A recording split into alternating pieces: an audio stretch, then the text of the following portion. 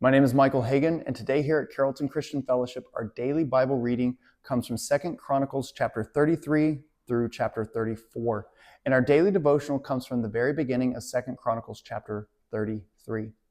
And what we see here, just as we saw in 2 Kings, we see the life and reign of Manasseh. And so with Manasseh, he was a very wicked king.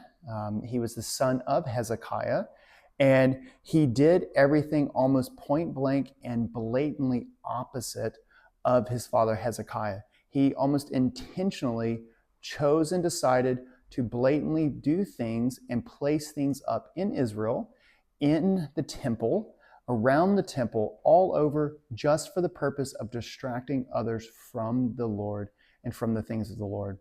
He desired that no one would look to and no one would focus on the Lord. And so, just as we talked about in 2 Kings, Manasseh had to make a choice. Manasseh's choice for who was going to be the first priority of his life was not based upon his father Hezekiah, but it was based upon his own life. And so he had to go through a season and a time. We do see later on that Manasseh does repent. And so we see that later on in our daily reading. In our reading today, later on here in the chapter in 2 Chronicles 33. But Manasseh had to go through a time of experiencing and a knowledge, growing in a knowledge and understanding of who the Lord is and that he is serious and what he is serious about. And that he's serious about his name and where people are directed and focused at.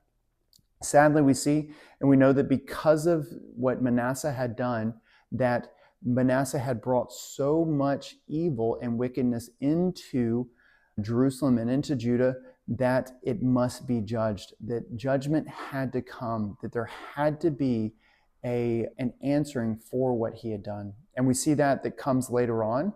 We see that in tomorrow's reading.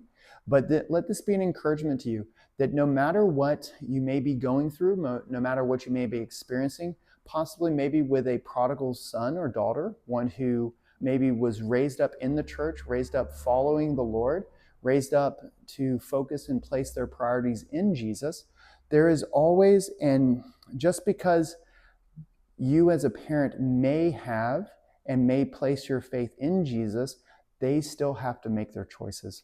And so just as there was hope for Manasseh, just as there was hope for him to be restored back to the Lord and for him to turn to the Lord later in life, there's also a hope for each and every one of us. And so I hope that this can be an encouragement for you and how to go forward and also how to pray for our children or pray for others. I look forward to seeing you tomorrow, and take care and have a blessed one.